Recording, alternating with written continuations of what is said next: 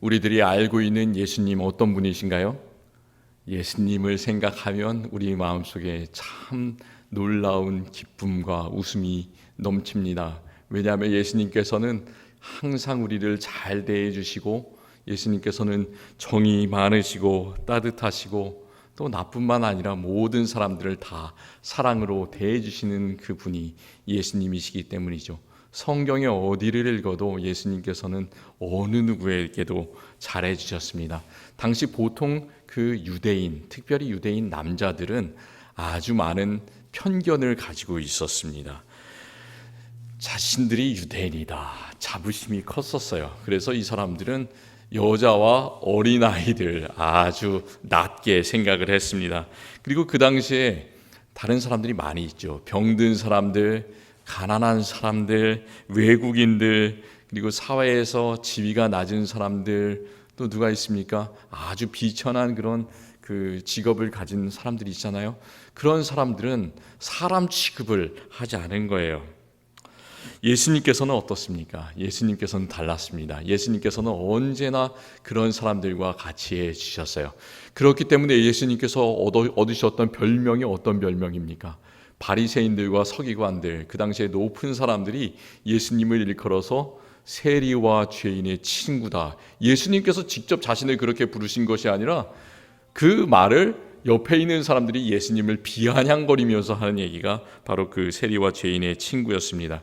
그리고 또 예수님은 어떠셨어요? 그 당시에 유대인 남자들은 여자에게 참 모질게 대했지만 예수님께서는 요한복음 4장에서는 일부러 그 사마리아의 수가성이라는 곳에 들어가셔서 그 비천한 여인을 만나셔서 변화시키시고, 또 몇 장 있다가 요한복음 8장에서는 간음하다가 현장에서 붙잡힌 그 여인을 다른 사람들은 다 손가락질하고 돌로 쳐서 죽이려고 할 때 예수님께서는 죄 없는 자가 먼저 돌로 쳐라, 그렇게 말씀하시면서 이 여자를 용서해 주셨습니다. 참 그렇게 좋으신 예수님께서 오늘 우리가 읽은 마태복음 15장에서 이 여인에게는 이상하게도 아주 퉁명스럽게 대하시고, 심지어 그 여자를 개라고 부르시는 것 같아요. 어떻게 사람이 그럴 수 있나, 이런 생각을 할 수 있지 않습니까? 예수님께서 왜 그렇게 모질게 대하실까? 예수님께서는 그 여자에게 이렇게 말씀하셔요. 대답하여 이르시되, 예수님께서 하시는 말씀이죠. 자녀의 떡을 취하여 개들에게 던짐이 마땅치 아니하니라. 이게 무슨 말일까요? 예수님의 행적에 대해서 기록하고 있는 마태, 마가, 누가, 요한 이 네 개의 복음서를 쭉 읽다 보면 예수님의 아주 멋진 모습에 우리가 감동을 받는데, 이 마태복음 15장의 이 말씀을 보면 예수님께서도 그 당시에 유대인 남자들이 가졌던 편견을 가지고 계신 것이 아닌가, 차별의 모습을 가지고 계신 것이 아닌가, 우리가 이렇게 의심할 수가 있습니다. 왜 한없이 그렇게 인자하신 예수님께서 자기 딸이 귀신에 들렸으니까 제발 좀 낫게 해 주십시오, 제발 좀 구원해 주십시오, 귀신이 좀 나의 딸에게서 떠나게 해 주십시오, 얼마나 간절히 이 여자가 외치고 있습니까? 그 애원하는 불쌍한 여자에게 왜 이렇게 차갑게 대하시는 걸까요? 왜 그 사람을 개라고 부르시는 것 같이 느껴질까요? 우리가 알아야 되는 것은 어떤 상황 속에서도 또 어떤 사람에게도 예수님은 사람을 개로 취급하지 않으신다는 겁니다. 사람은 때때로 다른 사람을 사람으로 취급하지 않을 때가 있습니다. 어떤 사람들이 그랬냐면 그 당시에 바리새인들과 서기관들이 항상 그렇게 했습니다. 그리고 또 예수님의 제자들도 그런 편견을 가지고 있었어요. 예수님께 3년을 배웠으면 예수님의 그 온화한 마음을 가지고 있었어야 될 텐데, 이 사람들은 그런 것이 아니라 계속해서 그런 유대인 편견의 모습을 가지고 있었습니다. 또 참 안타깝게도 우리 자신도 뭔가 다른 사람에게 대해서 편견을 가질 때가 참 많이 있습니다. 우리가 우리 자신을 아주 높게 생각하잖아요. 나는 참 모든 사람에게 열려있는 사람이다, 이렇게 생각할 때가 있고요. 다른 우리 아들 세대나 손자 세대나 그런 다른 세대와도 교통할 수 있는 아주 마음이 넓은 사람이다, 이렇게 생각할 수도 있는데요. 그리고 장로교의 아주 중요한 가치 중에 하나가 그런 게 있거든요. 다양성 안에서의 일치라는 것이 있어요. 참 많은 다양한 사람들이 있는데, 다양한 생각들이 있는데, 우리는 하나님을 추구하고 예수님 안에서 따라가는 하나의 몸이다라는 그런 얘기예요. 그렇기 때문에 우리는 다 포용성을 이렇게 가지고 있다라고 생각을 하는데, 실제로는 우리가 그런 모습을 보이지 않을 때가 참 많이 있습니다. 평소에는 그렇게 아주 넉넉하고 포용적이고 그런 것 같더라도 때때로 우리의 마음속에 기분이 나쁜 일이 생기고 작은 갈등들이 생기면 뭔가 우리의 마음을 닫아버리고 다른 사람에게 대해서 벽을 치고 그런 모습들을 우리는 가지게 됩니다. 우리의 마음속은 뭔가 그 아래부터 있었던 그런 깊은 편견들이 자라나는 것을 우리 가운데서 보게 됩니다. 하지만 우리가 알아야 되는 것은 예수님께서는 이 여인에게 참 잘해 주셨다는 그런 거예요. 아주 모질게 대하는 것이 아니라 예수님께서는 최고의 모습으로 이 여자를 대하고 있습니다. 그것을 어떻게 알 수 있을까요? 예수님께서는 이 말씀이 있기 전에 갈릴리 지방에 계셨습니다. 예수님께서 원래 활동하시던 그 지방이 갈릴리 지방이었는데, 그곳에서 나가셔서 이 여자가 있는 두로와 시돈이라는 그런 지방으로 가셨습니다. 두로와 시돈이라는 지방은 이스라엘 지방이 아니에요. 외국이에요. 그러니까 어디냐면, 지금 그 지도를 보면 이스라엘 북서쪽으로 쭉 올라가다 보면 지중해 해안이 있잖아요. 그리고 거기에 보면 시리아라는 나라가 있고 레바논이라는 그런 나라가 있는데, 지금 그 시리아, 레바논이 있는 그 해안가 그 지역이 바로 이 두로, 시돈 그 여자가 있었던 지방입니다. 마가복음 7장에 보시면 이 마태복음 15장과 똑같은 그런 내용이 기록되어 있는데, 그것이 이제 기록된 저자가 다르기 때문에 약간 다른 말로 기록이 되어 있습니다. 여기서 보면 마가복음 7장에서 보면 이 여자가 있던 지역을 뭐라고 얘기하냐면, 그냥 단지 이 여자는 가나안 여자다 이렇게 얘기하지 않고 수로보니게의 여인이다, 이 여자가 수로보니게 지방에서 있었던 사람이다 이렇게 말하고 있는데요. 그 수로보니게라는 말은 어떤 얘기냐면 시리아라는 말과 페니키아라는 말이 합쳐진 거예요. 그래서 수로보니게, 그 당시에 그 지중해 해안가를 페니키아라는 그런 지역으로 불렀습니다. 이스라엘 사람들이 생각할 때 이 지역 사람들은 항상 이스라엘 사람들을 괴롭히던 족속들, 아주 나쁜 사람들, 이런 생각이 머릿속에 가득 차 있었습니다. 옛날 구약 시대에 이스라엘을 괴롭히던 족속들이 여러 족속들이 있었지 않습니까? 어떤 족속들이 있었어요? 아주 크게 괴롭혔던 족속 중에 블레셋이라는 족속도 있고 또 아람이라는 그런 나라도 있었잖아요. 그 아람이라는 나라가 그 시리아라는 지역이 있었던 그쪽 지역에 있었습니다. 그러니까 이 이스라엘 사람들은 항상 이 두로와 시돈이라는 이 여자가 있었던 그런 지역과 적이었던 거예요. 한국과 일본이 그랬었던 것처럼 그런 관계였습니다. 그런데도 불구하고 예수님께서는 이 수로보니게 이 여인을, 가나안 여인을 만나려고 그 지역을 가십니다. 예수님께서 그냥 이 멀리 산책하러 가신 것이 아니라, 바람 쐬러 가신 것이 아니라, 로드트립 하러 가신 것이 아니라, 예수님께서는 특별히 목적이 있으셔서 이 여인을 찾아가 만나시는 거예요. 잘 보시기 바랍니다. 왜 예수님께서 그곳으로 가시는가? 여기 있는 사람들은 하나님의 율법에 대해서 전혀 알지 못하는 그런 사람들입니다. 이방인입니다. 이스라엘 사람들이 아주 싫어하는 사람들입니다. 그런데도 불구하고 그 사람들을 너무나 불쌍히 여기셔서 예수님께서는 일부러 그곳을 찾아가 만나시는 겁니다. 마태복음 15장을 잘 보시면 두로와 시돈 지방으로 가시기 전에, 이 가나안 여인을 만나기 전에 예수님께서 갈릴리 지방에 있었다는 것을 우리가 알 수 있는데요. 갈릴리 지방에서 뭘 하셨냐? 예수님께서는 다른 지역에서, 예루살렘에서 온 사람들을 만나셨어요.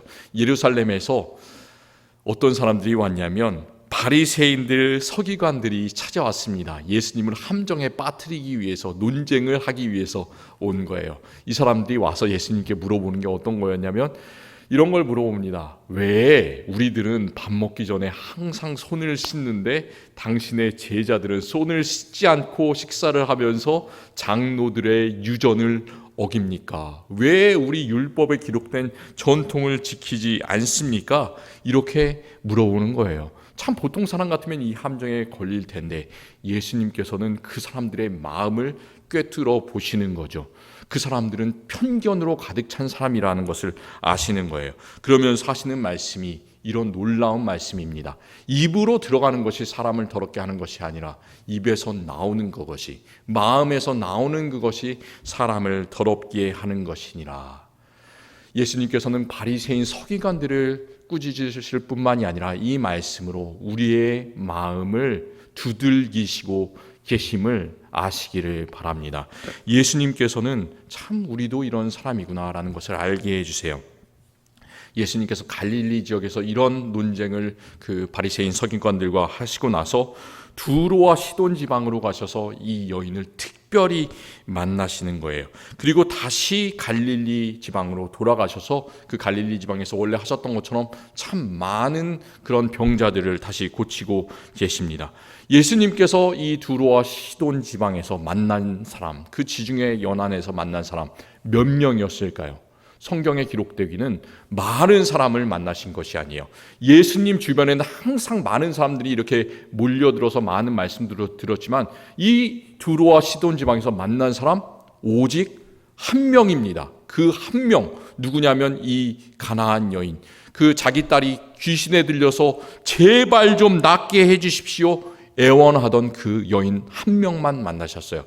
그리고 기적을 누구에게 베푸셨을까요? 여기서 낫게 해주신 병자 몇 명일까요?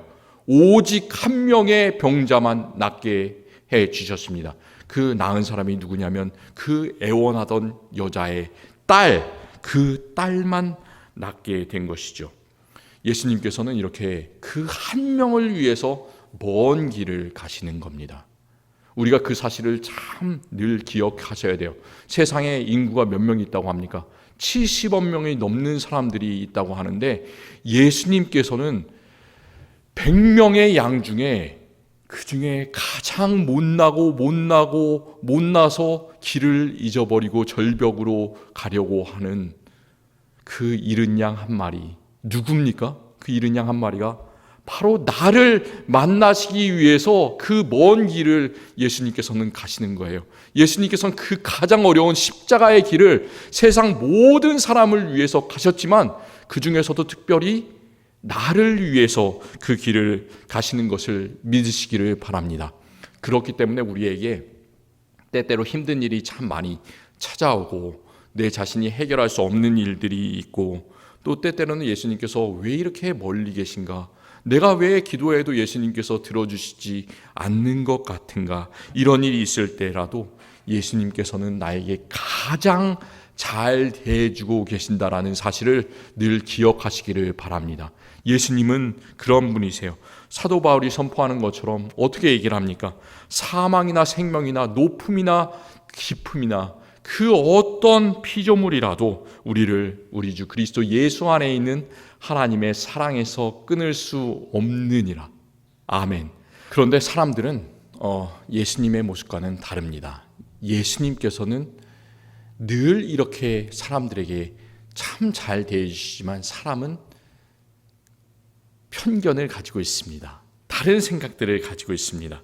그 잘났던 유대인들, 잘났던 바리새인들, 서기관들이 다른 사람들을 아주 자기들이 가진 높은 편견을 가지고 기준을 가지고 대하는 것은 이해를 할 수가 있는데요. 우리가 참 여기서 이해할 수가 없는 것은 예수님의 제자들도 그렇게 행했다는 것은 잘 이해할 수가 없습니다. 오늘 말씀에서 보면 예수님의 제자들이 이 여자에게 그렇게 대하고 있습니다. 그 불쌍한 여자가 참 애통하면서 예수님께 제발 좀 내 딸 좀 고쳐주십시오 이렇게 이야기를 할 때 예수님께 이 여자는 뭐라고 얘기를 하냐면 주 다윗의 자손이요 나를 불쌍히 여기소서 이렇게 소리를 지르고 있는데요. 그 주 다윗의 자손이요 나를 불쌍히 여기소서 이 말에는 참 많은 뜻이 있습니다. 이 여자는 예수님을 주님으로 고백하는 거예요. 세상에 참 많은 신들이 있지만 오직 내가 믿는 분은 주님, 예수님 한 분뿐입니다. 그렇게 고백하는 거고요. 또 예수님은 다윗의 자손입니다. 그 말은 어떤 얘기냐면 다윗이 뭐였습니까? 하나님께서 세우신 왕이었잖아요. 왕입니다. 나의 왕은 오직 나를 다스리실 분은 예수님밖에 없습니다. 그렇게 고백하고 있습니다. 그 여자의 모습을 보고 예수님의 제자들이 한 말은 이런 거예요. 예수님께서는 그것을 잘 그냥 보고 계신데 한 말씀도 대답하지 않으시고 계신데 제자들은 와서 예수님께 청하여서 말하고 있는 겁니다. 그 여자가 우리 뒤에서 소리를 지르오니 그를 보내소서. 이게 무슨 말입니까? 그를 어디로 보낸다는 말이에요? 그를 쫓아 보내소서 이런 말이에요. 제발, 정말 시끄럽습니다. 저 여자가 왜 저렇게 하는지 모르겠습니다. 미친 것 같습니다. 제발 좀 우리에게로 떨어져서 정말 보기 싫습니다. 이렇게 얘기를 하고 있습니다. 예수님께서 그런 대답을 원하셨을까요? 제자들의 그런 반응을 원하셨을까요? 예수님께서 그 여자에게 아무 대답도 하지 않으셨던 이유는 예수님께서 그 여자가 싫으셔서 그런 것이 아니라 그 여자의 믿음을 시험해 보기 위해서, 또 제자들이 어떻게 반응을 하는지, 이런 상황 속에서 어떻게 예수님의 마음을 가지고 반응하는지를 보기 위해서 그러셨습니다. 우리도 때때로 그렇게 행동할 때가 있지 않습니까? 우리도 예수님의 마음을 가진 사람들이라고 하는데 어떤 일이 있을 때, 어떤 사람이 나에게 다가올 때 우리는 당장 이런 모습을 드러낼 때가 참 많이 있습니다. 예수님께서 이 여인에게 자녀들의 떡을 들어서 개에게 던지는 것이 마땅하지 않다, 이렇게 대답을 하셨는데, 그 이유도 이스라엘 사람들만 하나님의 자녀고 너희 이방인들, 특별히 여자들은, 나머지 사람들은 다 개와 같은 그런 존재들이다, 쓸모없는 존재다, 이렇게 비하하기 위해서 하신 말씀이 아니라요, 그 여자가 어떻게 그런 편견에 대해서, 유대인에 가졌던 그런 편견을 예수님께서 그냥 그대로 말씀하셨는데, 그 편견에 대해서 어떻게 반응하는지를, 어떻게 믿음으로 생각하는지를 예수님께서는 보기 위해서 그렇게 물으셨다는 것을 우리는 알아야 됩니다. 그때 이 가나안 여자의 반응이 정말로 감동적입니다. 우리도 예수님께 이렇게 반응을 했으면 좋겠어요. 항상 이렇게 대답을 했으면 좋겠습니다. 예수님께서 우리에게 말씀해 주실 때, 교회에서 내가 이런 일들을 꼭 해야 될 때, 주여 옳습니다, 먼저 긍정을 하는 게 참 중요해요. 처음부터 싫습니다 이게 아니라 옳습니다, 그렇지만 정말 큰 믿음을 보여주는 거죠. 개들도 제 주인의 상에서 떨어지는 부스러기를 먹나이다. 이 말이 무슨 뜻일까요? 이 말은 참 놀라운 신앙 고백을 담고 있습니다. 우리 장로교는 12개의 신앙 고백이 있는데요, 그 중에서 사도신경이 우리가 고백하는 중요한 신앙 고백 중에 하나예요. 그런데 이 여자는 자신만의 신앙 고백을 하고 있어요. 우리 자신도 다른 사람들이 가지지 못한 내 신앙이 있습니다. 그 신앙 고백을 예수님 앞에서 이렇게 기도로서 하시기를 바랍니다. 주여 옳지만 개들도, 나는 개입니다, 나는 개만도 못한 존재입니다, 나는 벌레만도 못한 존재입니다, 나는 먼지만도 못한 존재입니다 라는 말이 이 개들도라는 그런 말이에요. 그러면서 주인의 상에서 떨어지는 부스러기도 배를 불리는 것처럼 예수님께서 그 작은 은혜의 조각을 주실 때, 그 작은 관심만 나에게 주신다면 내가 낫겠습니다. 마치 예수님께 다가와서 사람들이 둘러싸고 있는데 예수님의 옷자락을 만졌던 여인처럼 그 똑같은 믿음을 이 가나안 여자는 예수님께 고백을 하고 있습니다.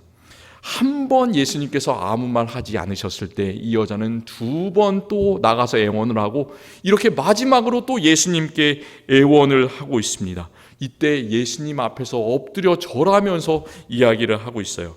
이렇게 철저하게 낮추고 순종하는 모습을 예수님 앞에서 보여줄 때 어떤 일이 일어납니까? 세상의 모든 일이 다 바뀌기 시작하는 거예요. 이 여자의 주변에 있는 모든 것들이 다 바뀌기 시작합니다. 그 당시까지 이 여자는 참 많은 편견을 가지고 그 편견에 둘러싸여 쌓여 있었는데 예수님께서 말씀하실 때 모든 것이 변화됩니다. 이 겸손한 말을 들은 모든 사람들의 마음속에 평화가 찾아오고요, 기쁨이 찾아오고 웃음이 찾아옵니다.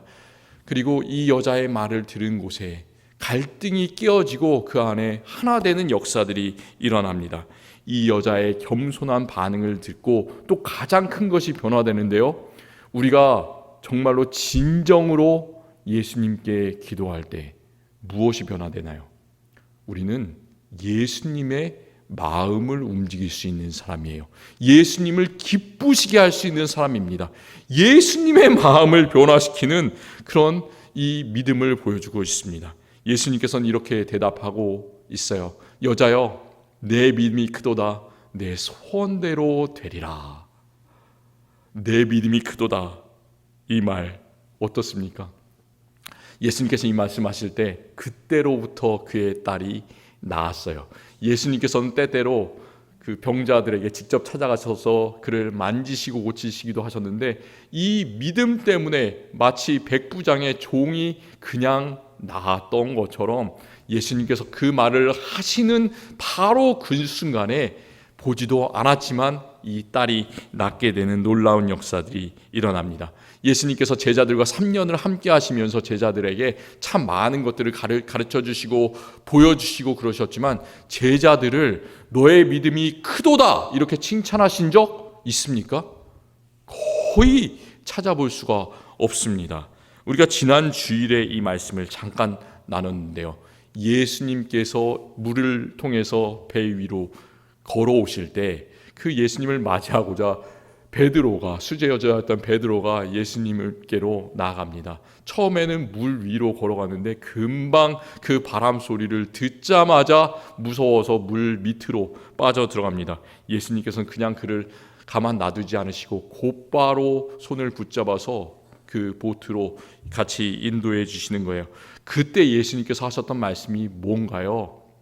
예수님께서는 믿음이 작은 자여 왜 의심하였느냐, 항상 이렇게 믿음이 작은 자라고 꾸중을 하시는 거예요.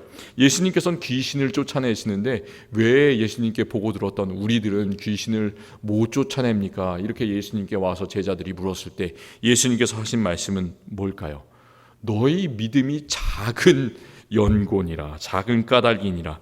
진실로 너희에게 이르노니 만일 너희의 믿음이 이 겨자씨 한 알만큼만 있으면 너희가 이 산을 명하여 저기로 옮겨지라 하면 옮겨질 것이고 또 너희가 못할 것이 없을 것이다. 이렇게 말씀하셨어요. 예수님께서는 제자들에게 항상 너의 믿음이 적다 이렇게 말씀하셨는데 어느 누구에게도 하지 않은 그런 칭찬을 이 가나안 여인에게 하시는 거예요. 내 믿음이 크도다. 이런 칭찬을 예수님으로부터 직접 들으시는 우리 모든 성도님들이 되시기를 바랍니다. 큰 믿음을 가진 그런 사람들이 되시기를 바랍니다. 다른 사람들은 나에게 어떤 말을 하더라도 믿음으로 항상 반응을 하시기를 바랍니다. 계속해서 기도하고 포기하지 마시기를 바랍니다. 다른 사람들은 만약 나를 무시하더라도 꼭 예수님께는 인정받으시는 성도님들이 되시기를 바랍니다. 여러분의 고백과 기도를 끊임없이 드림으로 예수님께 꼭 인정받으시고 주님을 감동시키시기를 바랍니다. 저는 오늘 말씀을 읽고 또 말씀 준비하면서 머릿속에 한 장면이 떠올랐습니다. 이렇게 끈기 있는 사람이 있을까? 우리가 오늘 말씀의 제목이 끈기 있는 믿음인데 오늘이 8월 20일이지 않습니까? 우리가 여기서 많은 분들이 한국 사람입니다. 그래서 한국 사람들은 마음에 여러 가지 한과 응어리를 가지고 있습니다. 우리나라가 일본의 지배로부터 해방된 8월 15일 제2차 세계대전이 끝나고 그 광복절이 지금부터 몇 년이 흘렀나요? 벌써 78년이 지났습니다. 그때 우리나라가 일제의 지배를 받고 있을 때 우리나라의 마라톤 선수 중에 한 명이 송기정 선수라고, 그분이 올림픽에서 1등을 했었죠. 그런데 그때 달았던 국기가 어떤 국기예요? 일본 국기를 달았잖아요.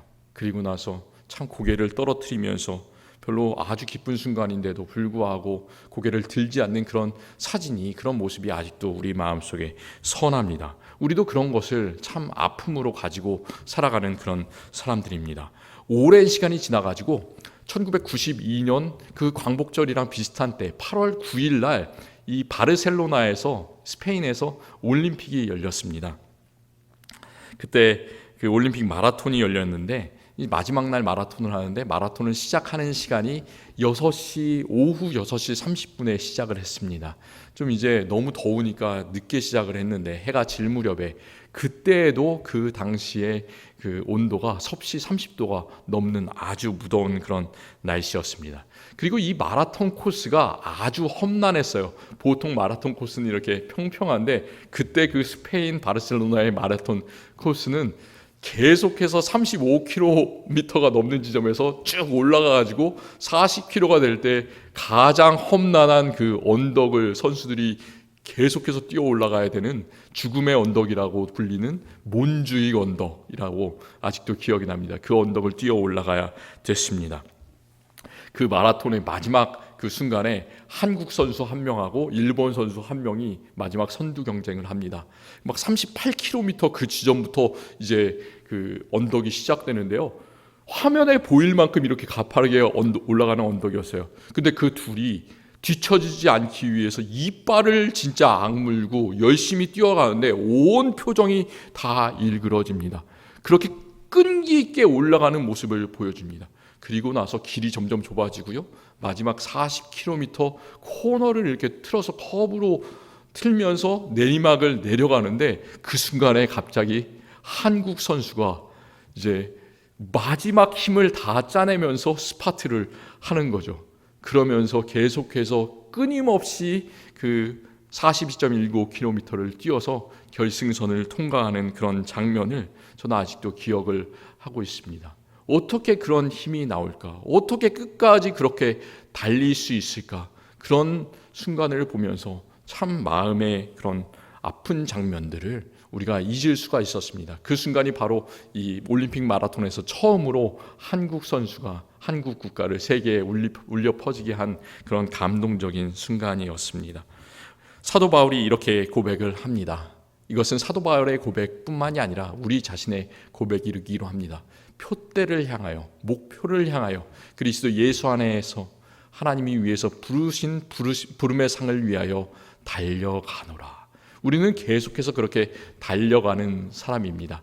끊임없이 끈기 있게 믿음을 가지고 달려가는 그런 사람들입니다. 내가 능력이 좋아서 내가 앞장서서 가는 것이 아니라요, 우리가 가진 능력은 오직 하나밖에 없어요. 예수님께서 주신 능력.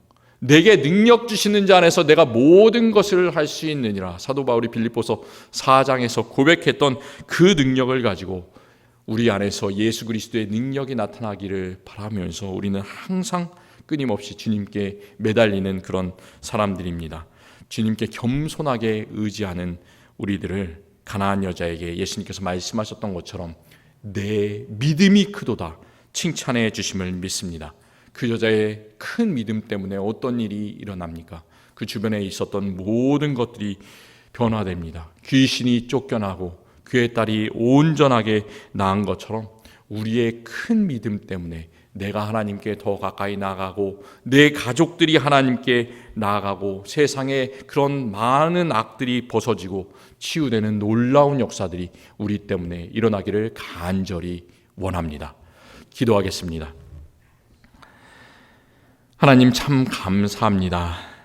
우리들 이 가나안 수로보니게 여인처럼 예수님 앞에서 기도할 것밖에 없습니다.